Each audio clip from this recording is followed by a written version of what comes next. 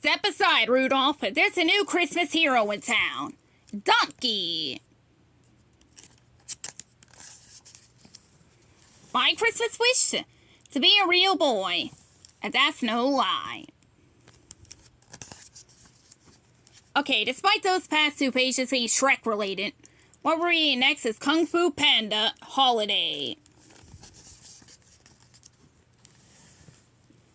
Steel yourself against my seal, no villain, declared Po in an epic battle with an onion. He soared through the air with his cleaver and swooped down upon the potent vegetable, splitting it clean in two. Your reign of tears is over. Mr. Ping was having the famed noodle dream. In it, he and Po were preparing a glorious batch of noodle soup together. While Mr. Ping chopped the bok choy, Po gathered radishes. Carrots, shouted Po. Mushrooms, squawked Mr. Ping. Beets, cried Po. No beets, said Mr. Ping. Still, it was shaping up to be a dish of legend. One final ingredient, said Mr. Ping, eyes ablaze over the sizzling concoction. Noodles. Dad, this dream is awesome, said Po in a flash. The dream became a nightmare. The world went dark and evil. Tai Lung appeared larger than life. Don't worry, Dad, I got it under control. Po, with the Dragon Warrior, unleashed his Kung Fuist moves against Tai Lung. Using its head and its belly, Po quickly disposed of the villain. Mr. Ping was ready to get back to work, but Po had other ideas. Wait, where are you going? We're cooking together, cried Mr. Ping. Sorry, Dad, evil doesn't take a holiday, and neither do I. Goodbye, Dad. With that, Po left his father alone in a twisted dream, screaming after him. Mr. Ping awoke, still yawping, thinking his father was under attack. Po crashed through his bedroom door. Where'd they go? What'd they look like? Po demanded, ready to fight. I was having a dream, said Mr. Ping. Then his tone turned sour. And you left me. How could you leave me? Po relaxed. Dad, it was just a dream. I'm not going anywhere. Now that everyone was up, Po and his dad put their attention to the coming winter festival. They got excited just talking about the party games, the dancing, the decorations. Right on top, said Po, picking out an ornament. It's a sun lantern I made when I was a cub. Mr. Ping beamed proudly. It was on top because I opened the box this summer just to look at it.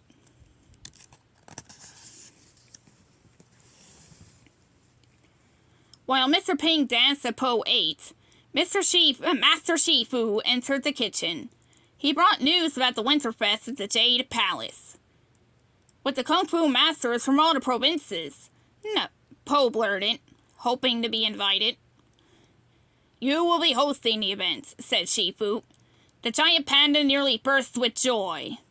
Shifu added earnestly, as Dragon Warrior, this is one of your most critical duties.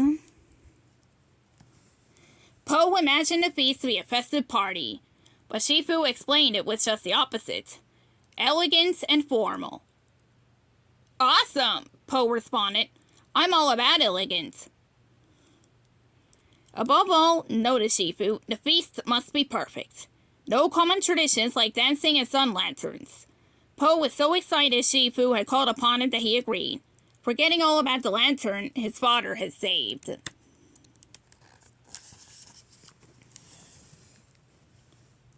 Dad, isn't this great? Exclaimed Po. In his excited, Po seemingly dismissed his own family traditions. Just then the Dragon Warrior was called for duty. Rogue bandits were causing havoc at the bridge. Dashing away, Po called. Thanks again, Master Shifu. Mr. Ping's heart sank. His nightmare of Po leaving him to cook alone had come true. At the bridge, Po and the furious spy battled the bandits. Excited about the winter feast? Po eagerly asked, while blocking 2 charging bandits with 1 kung fu move.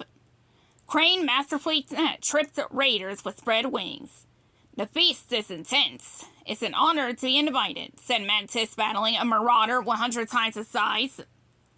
When Po told them he was hosting, the 5 stopped in their tracks. Tigress spoke gently to Po. It's just that we think you could use a little help. It's a dinner. Eating. How much do you want to know? Po asked. A lot, it turned out. For starters, there are 18 gestures you must memorize for the right hand, said Shifu to Po as the two moved through the palace. The most difficult part for Po was that no guests were allowed. I can't bring my dad, Po said anxiously, but we always spend a holiday together. Shifu turned to face Po directly. You are the dragon warrior now, and therefore this is your destiny, this is your duty, above all else. The master continued rattling off endless instructions. Po was dazed, imagining the work ahead, but Shifu held him to task. Po, do not let me down. Po's first duty was to hire a chef. In the courtyard, Zhang offered a long line of culinary masters. Master Po, we have brought you the finest chefs in China, began Zhang. You'll sample the dishes. Then you'll make your choice. Po's mouth watered. The chef you select will receive the golden ladle. Let us begin. Alrighty, declared Po. Chef Wohop was up first. As he began his presentation, Monkey entered the courtyard. Po waved to his friend and in a flash, two guards whisked Wohop away. Whoa, what just happened? Asked Po. Zhang dutifully reminded him that, as host of the festival, every jester had meaning. Po had inadvertently performed the ancient Nahonshu wave of dismissal, causing Wohop great dishonor and eternal shame. Wow, this beast is intense, said Po, and I can't be with my dad. Thinking about his father, Po got an idea. That's it, I'll choose my dad as chef. First, Po had to properly dismiss the other chefs. He sampled a dish. This isn't really what we're looking for, he said. He sampled another. Nope. After the last tasting, Po grabbed the box with the golden ladle and dashed home. Mr. Ping was almost in tears. The golden ladle, what an extraordinary honor. When is the feast? Tomorrow, said Po. Mr. Ping handed the ladle. Back to Po. That won't work. It's the holiday. My customers are counting on me. This put Po in a real pickle. He really wanted to be with his dad, but as the dragon warrior, Po had other obligations. Since Po had no chef, he headed to the kitchen to start cooking by himself. Moments later, Wohop appeared. I am here to fight the dragon warrior, the bunny said. It's the only way I can lift the veil of shame. Surely I will die, but it will restore my honor. Po felt bad about Wohop's predicament, but he didn't have time to fight. Time was running out. Po had to prepare the feast. Select the vocalist, have a costume fitting, carve an ice sculpture, and set the table all by himself. It was too much. All the while, Po was struggling. Mr. Ping was also having a difficult time trying to run his restaurant alone. This is a total disaster, said Po. Now I'm going to disappoint everyone. Po threw up his hands. What kind of dragon warrior am I if I can't even pull off a dinner? I guess Kung Fu can't solve everything, Wohop said. Or could it? Po darted off and called on the furious spies to prepare them for what might be their greatest challenge ever. Bandits? Asked the monkey. No, said Po. Place settings. Mantis, pinwheel attack, ordered Po. Mantis Kung Fu kicked a sack of plates into precise position. The other masters employed their best moves to finish setting the table. Bunny, if you ever want me to think about your death with honor, you'll have to help me in the kitchen. Wohop reluctantly agreed. Finally, the feast was ready except for one tiny detail. Ground jasmine, Po screamed. It was supposed to be flaked. I promised Master Shifu everything would be perfect. Po fled to the village for proper jasmine. Once there, Po fell under the spell of colorful holiday lights, hand-painted sun lanterns hanging in windows, and families gathered together.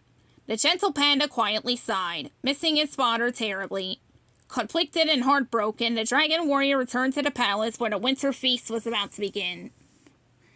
At the feast, Shifu was impressed with Po's work.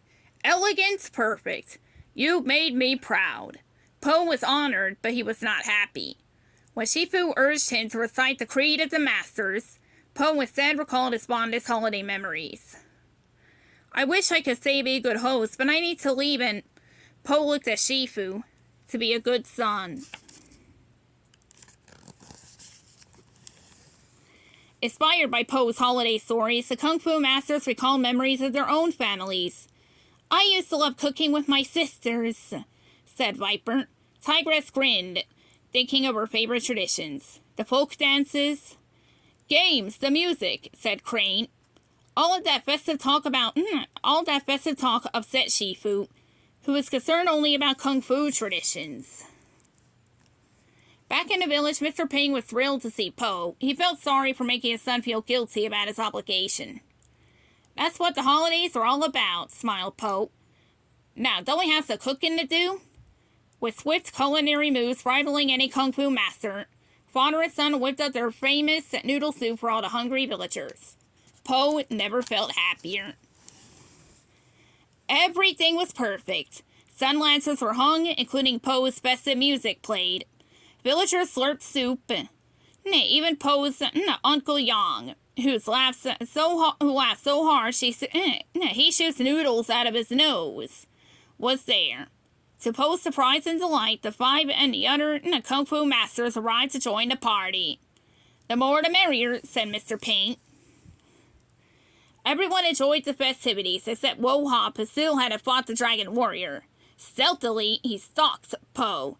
Eee! He lunged, but the dragon warrior was quick. He turned, holding the golden ladle. I believe this is yours, Po said graciously. Oh, thank you, dragon warrior. Wo Hop's snarl curled into a smile. Now, I have restored my honor and the honor of my village. Meanwhile, alone, Shifu trudged through the snow toward Mr. Ping's. Oh, Po, why did you ruin something that was perfect? The Kung Fu master wondered aloud. But when he peeked into the restaurant, he spotted Master Rhino telling scary stories. Mantis played peekaboo with a giggling bunny, and Po helped his dad serve happy customers. Shifu's eyes softened. At last he understood. This is perfect. Po spied Shifu outside.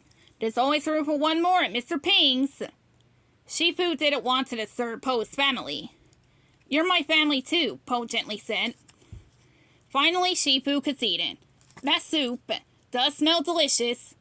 Po led him inside, but Shifu paused. Po, what goes on in your head, I really don't always understand, but what goes on in your heart will never let us down. The villagers were impressed to have such a Kung Fu legend at the party. It's good to see you, Master Shifu, said Mr. Ping excitedly, forgetting all about Po's leaving for the winter feast. And it's good to be here, Mr. Ping, Shifu said, sitting at the head of the table surrounded by Po, Mr. Ping, and his best students. Po was smiling over the crowd. He'd managed to make both his dad and Shifu proud. And from the tiniest, giggliest children to the strongest, wisest, coolest Kung Fu masters, everyone was enjoying the celebration together. This was the best holiday ever. Thanks for coming, everyone. The end.